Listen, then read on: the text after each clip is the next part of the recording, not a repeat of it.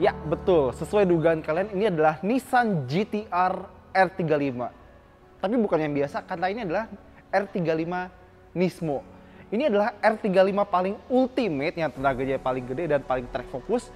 Tapi ini juga R35 terakhir yang bisa kalian beli. Karena sekarang, Nissan lagi bikin GT-R R36. Jadi, ayo kita lihat mobil yang akan jadi mobil pamungkas dari keluarga GT-R R35 ini.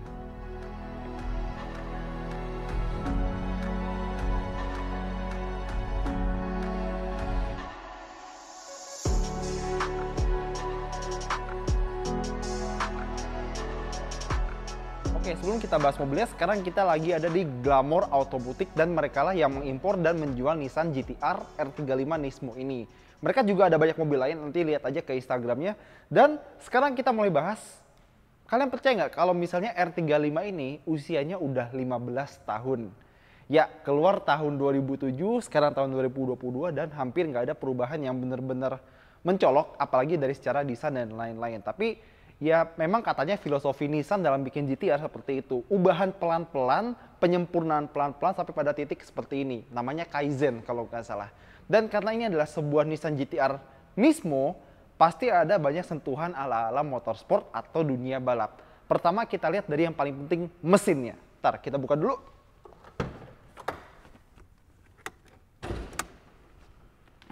Sebelum kita buka mesinnya, kalian bisa lihat kalau dia ini pakai kap mesin carbon fiber. Dan Nissan bilang, dulu ini sempat dicat di versi terdahulu, tapi sekarang enggak. Biar lebih ringan 100 gram. 100 gram aja dihitung-hitungin ya. Perhitungan banget. Tapi lumayan lah. Dan nanti ada beberapa bagian lagi yang dipakai Nissan buat mengurangi bobot. Nanti kita lihat. Sekarang kita buka mesinnya.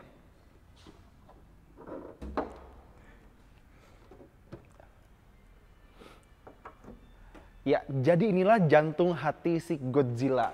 Kodenya bener seperti yang bisa kalian tebak, VR38DETT 3800cc V6 Twin Turbo. Dan khusus buat varian Nismo ini, dia pakai turbo dari mobil balap GT3-nya Nissan. Jadi si GT-R GT3. Nah, turbo baru ini dia punya vane atau sirip-sirip tuh yang lebih sedikit. Jadi responnya lebih cepat, sekitar 20% lebih cepat daripada turbo normalnya. Dan salah satu trademark atau ciri khas GT-R R35 adalah mesinnya yang dibuat atau dirakit dengan tangan-tangan manusia. Ini ada tanda tangannya ya, hand built by Hiroyuki Ichikawa. Dan di pabrik Nissan di Jepang sendiri itu cuma ada sekitar kalau nggak salah 4 orang yang qualified buat ngerakit mesin si GT-R. Dan mereka disebut sebagai Takumi. Wih, keren ya. Takumi bahasa Jepang. Tahu nggak bahasa Indonesia apa? Tukang. Beneran, nggak percaya ntar lihat aja.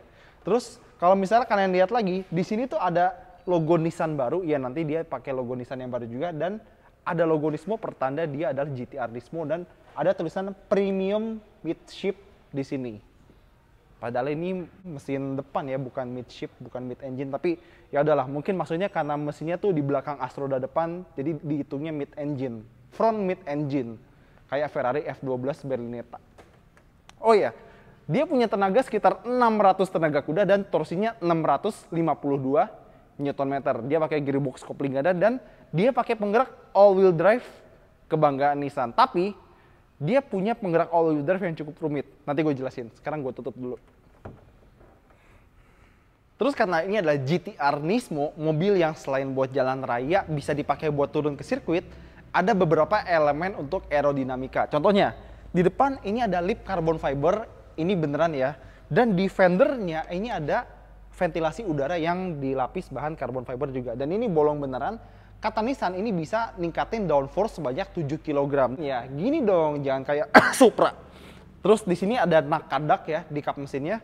Sama atapnya dia juga bahan carbon fiber biar enteng dan nggak dicat juga. Gue yakin alasannya biar hemat, biar enteng gitu ya. Nah sekarang kita ke bagian ban, pelek, dan lain-lain. Pertama dari peleknya.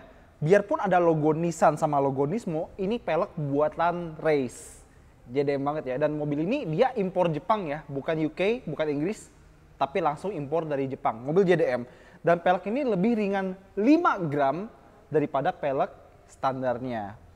Lagi-lagi weight saving atau pengurangan bobot benar-benar dihitung sama Nissan. Terus bannya ini dia khusus buat si GT-R Nismo dengan groove yang lebih sedikit, jadi mirip-mirip ban semi slick gitu ya. Namanya juga buat track day ya, buat ke sirkuit. Dan ukuran peleknya dia 20 inci. Nah, terus kita ke remnya. Ini adalah rem karbon seramik, dan ini adalah rem karbon seramik dengan diameter paling gede di sebuah mobil Jepang, 410 mm. Tuh ada tulisannya. Dan dia tuh, kalian jangan salah paham ya, kalau misalnya kalian lihat sebuah mobil pakai rem karbon seramik, wah ini pasti remnya lebih pakem ya. Sebenarnya belum tentu, karena tujuan sebuah mobil pakai rem karbon seramik adalah biar remnya tetap pakem biarpun kondisinya tuh lagi panas-panasnya. Itu hal yang tidak bisa dilakukan oleh rem biasa. Tapi rem karbon seramik ini lebih tahan panas sehingga performa pengeremannya tetap bagus biarpun mobilnya lagi ngebut di sirkuit. Makanya mobil balap pakai rem karbon seramik. Itu tujuannya. Nah, terus sekarang kita mau bahas bagian pintu sama kuncinya. Dan pintunya dia handle-nya rata begini ya, biar aerodinamikanya bagus. Kalau pengen masuk, pakai jempol di sini terus ditarik. Masih dikunci, jadi kita buka dulu. Nah, buat R35 Nismo dia udah pakai jok Recaro. Tapi sebenarnya jok Recaro ini agak spesial, kenapa? Kalau kalian lihat tombol ini adalah tombol buat ngatur sandaran punggungnya. Ya, sandaran punggungnya elektrik seperti yang kalian bisa lihat. Jadi kalau mau rebah atau tegak itu cukup tekan tombol aja. Tapi maju mundurnya itu manual. Kalau misalnya buat mobil kayak gini sih gue prefer mending manual semuanya aja gitu. Jadi nggak tanggung-tanggung amat. Tapi oke lah. Ini bentuk joknya racing banget ya. Dan bahannya tuh paduan antara kulit sama suede Alcantara. Nih, yang warna merah ini Alcantara ya. Sama kalau misalnya kalian penasaran, ini adalah bentuk kunci Nissan GT-R. Ya, sama kayak kunci Nissan Magnite ya. Tapi memang biasanya mobil sport atau supercar Jepang ya begini semua. Jadi kalau misalnya emang masih bisa pakai part yang sama kayak mobil lain, kenapa harus bikin yang beda gitu. Dan ini semua merek Jepang tuh kayak gitu semua. Ini pakai kunci yang sama kayak Nissan Magnite. Terus Honda NSX juga pakai kunci yang sama kayak Honda Civic. Sama Toyota Supra pakai kunci yang sama kayak BMW 318i atau 320i. Seperti itu. Ya gitu deh.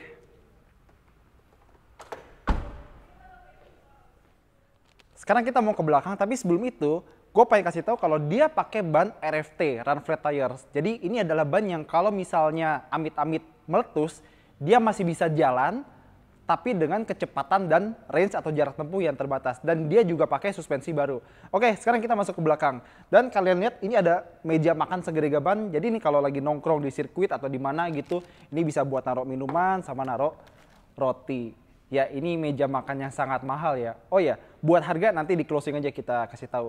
Terus di bagian belakang ini adalah 4 lampu lingkaran yang udah trademark atau ciri khas Nissan GT-R banget. Dari R32, R33, R34, R35, begini semua. Dan nanti R36 katanya juga bakal seperti ini. Ada logo GT-R dan sini, dan seperti yang gue bilang, ada sedikit pembaruan logo Nissan-nya baru.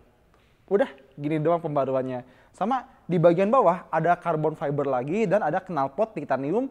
Terus kalau misalnya kalian bisa ngolong, kalian bisa lihat kalau bagian kolongnya itu dikasih penutup biar rata, biar aerodinamikanya bagus. Tapi ada juga lubang buat dinginin gearboxnya di belakang. Di belakang, ya, yang ngerti mobil pasti tahu. Kalau mobil all-wheel drive, itu biasanya kan gearboxnya di bagian tengah. Misalnya Subaru itu gearboxnya di bagian tengah. Terus ya banyaklah mobil lain, misalnya kayak BMW M4 gitu juga. Tapi GT-R ini gearboxnya di belakang. Kenapa? Jadi mesinnya kan di depan, ditransfer ke gearbox di belakang.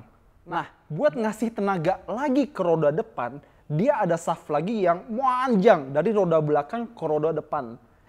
Inilah kenapa makanya gue bilang salah satu sistem all-wheel drive yang complicated itu ada di Nissan GT-R. Kalau nggak salah namanya Atesa ETS ya, kalau nggak salah ingat. Soalnya di R34 namanya gitu. Dan ini adalah salah satu faktor kenapa GT-R itu buat ukuran supercar itu agak berat. Salah satunya ya karena gearboxnya kompleks tadi. Mesin di depan, gearboxnya di belakang, terus ada lagi prop shaft yang ke depan. Makanya jadi mesinnya itu agak tinggi sedikit karena butuh tempat buat gardan di bagian depan. Ya seperti itulah. Dan kalau misalnya kalian penasaran sama suaranya, tadi kan kita udah start sedikit-dikit, tapi kita coba dengerin lagi sebentar aja.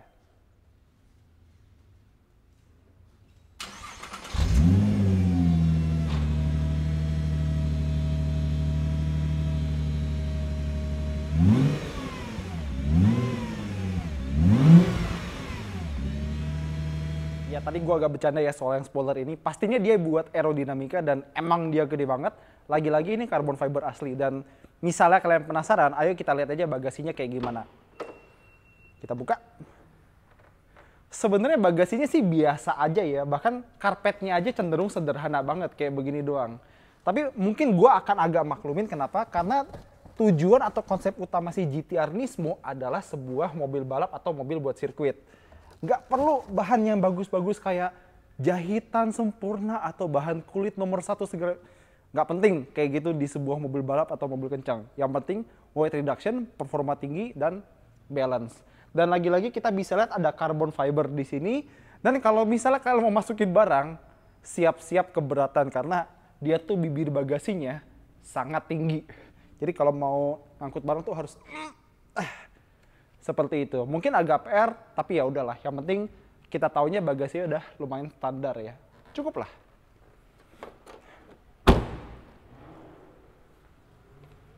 Oke, masuk ke dalam GT-R Nismo. Tapi sebelum gue bahas semua yang ada di sini, gue pengen bahas karpetnya. Emang apa menariknya di karpet? Jadi gini, kalau kalian masuk ke mobil kalian, itu kan biasanya logo atau apalah yang di karpet itu kan jahitan atau bordir gitu kan. GT-R Nismo itu beda sendiri, bahkan overkill. Kenapa? Lihat, logo GT-R di sini tuh emblem loh. Terus Nismo-nya juga emblem. Waduh, gile, ini sih mahal nih. Gile, overkill bener Nissan. Oke, pertama-tama kita bahas bahan-bahannya dulu. Tadi gue udah bilang kalau joknya ini kombinasi antara kulit dan suede Alcantara. Dashboardnya juga sama, bahkan ini sama seperti Nissan lainnya. Kulit di pintunya aja itu empuk banget, beneran. Terus di bagian sini nih, di bagian atas dashboard itu semuanya pakai bahan suede dan ada jahit-jahitan warna merah di sini plus bahan kulit juga ya. Jahit-jahitan merah lagi di sini dan ada aksen carbon fiber di sini, terus ada carbon fiber lagi di sini dan kulit lagi di bagian center console box-nya.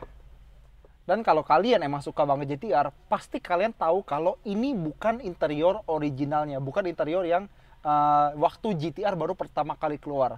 Jadi sejak 15 tahun, GT-R itu udah ganti interior 1 kali. Nah, ini yang barunya, terus yang lamanya kayak begini. Memang sedikit lebih modern ya interior baru ini. Terus kalau misalnya kalian pengen ngatur setir, yang ngomong-ngomong dia setirnya tuh bahan Alcantara ya. Jadi ini gripnya pasti enak banget kalau kita pakai di sirkuit. Suede Alcantara memang mantap. Dan dia bisa diatur tilt teleskopik seperti mobil-mobil lainnya. Tapi nih bisa diatur maju mundur. Dan istimewanya GT-R kalau kita atur secara tilt ya. Tuh, instrumen clusternya juga ikutan naik turun. Ini cuma ada di GT-R sih setahu gue.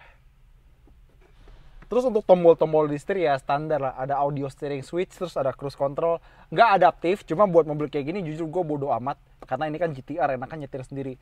Terus kita lanjut ke bagian tengah. Pertama-tama dia udah pakai stereo dari Bose ya.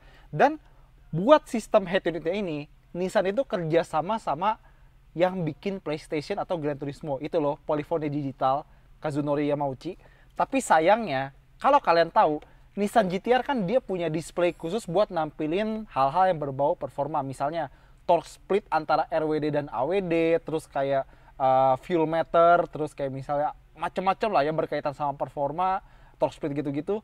Tapi sayangnya nggak tahu kenapa di versi Nismo ini kan harusnya kita pencet tombol function aja, dia bisa nampilin semua info itu, tapi di sini kok nggak bisa ya. Kemarin gue naik GT-R yang biasa, yang non Nismo, dan itu udah tahun tua banget. Gue pencet function langsung bisa tampil, tapi yang kemarin gue naikin itu spek UK sih ya. Mungkin beda sama ini atau mungkin ada yang belum di unlock, gue nggak tahu. Pokoknya begitulah. Terus kita turun ke bagian bawah, dia ada AC dual zone, auto climate control, dan di bagian bawah lagi ada 3 toggle switch yang istimewa. Ini ada buat ngatur kayak gearbox, traction control, sama suspensi. Nah, di gearbox ini ada 3 settingan. Normal, R itu yang paling gahar, yang benar-benar buat ugal, sama safe.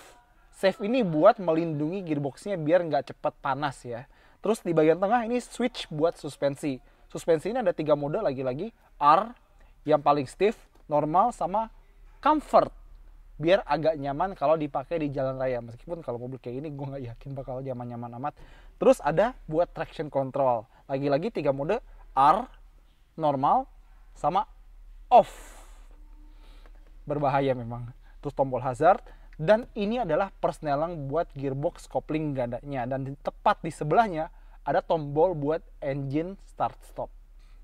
Terus kalau misalnya penasaran ya, startnya GT-R itu cukup unik. Kenapa? Semoga bisa kedengeran nih. Start pertamanya tuh agak sedikit kasar, kayak bunyi cranknya tuh kedengeran banget. Tapi itu malah nambah sensasi mobil ini, sensasi mechanical banget yang belum tentu akan kita temuin di mobil-mobil baru nantinya. Mobil baru terlistrik semua kok. Jadi ya sensasi kayak gini akan jadi hal yang kita kangenin nanti.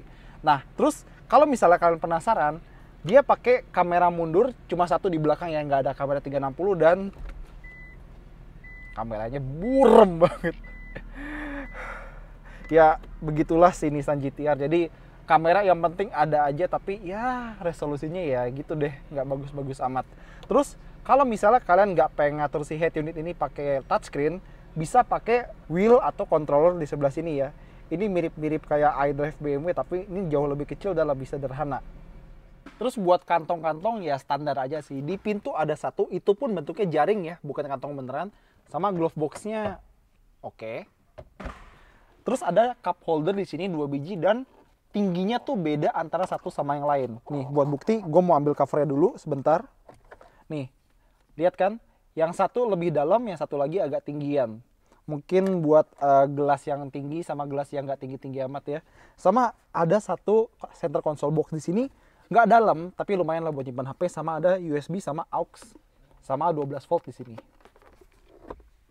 Terus di sini ada tombol yang mungkin kalian penasaran, ini tombol buat apa sih? Ini tombol namanya tow mode atau mode derek. Jadi gini, kan biasanya mobil-mobil kayak gini, misalnya Nissan GT-R, Porsche 911, Ferrari, Lamborghini, Maserati, dan lain-lain. Itu kadang-kadang kan suka diderek ya, naik ke truk derek gendong gitu ya. Nah, ini dipencet biar waktu naik ke truk derek, itu alarmnya nggak bakal bunyi, biar nggak wing wing wing berisik gitu kan.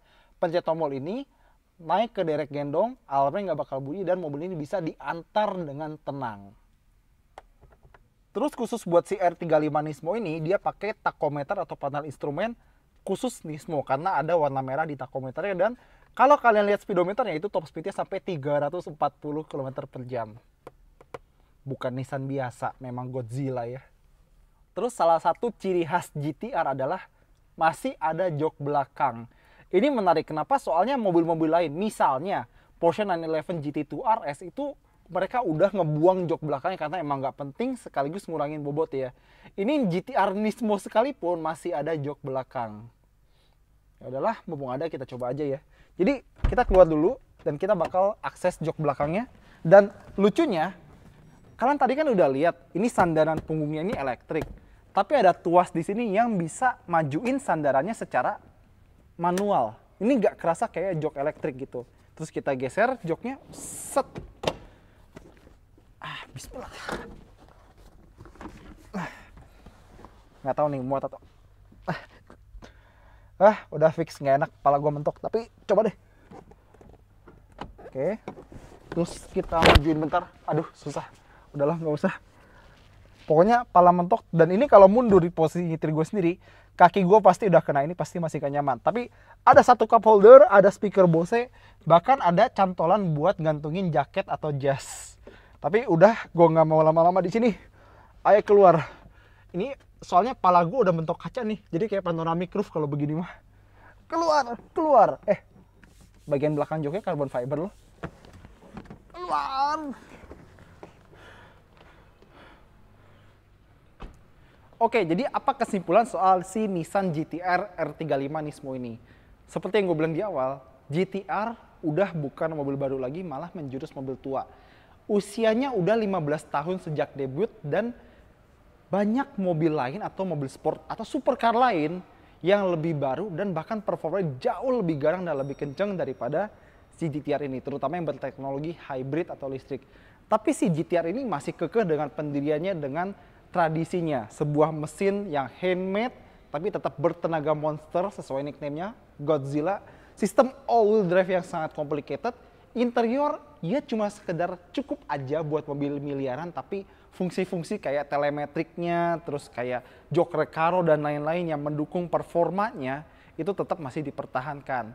Dan kalau kalian penasaran berapa harga mobil ini, si GT-R ini harganya 8,5 miliar. Oke, itu aja kesimpulan kali ini, dan buat video kali ini kita terima kasih sama Glamour Auto Boutique karena sudah memperbolehkan kita membahas Nissan GT-R Nismo ini. Oke, semuanya itu aja dari Auto Ref Max. Makasih banget udah nonton, jangan lupa jempolnya, komentar, dan subscribe. Dadah!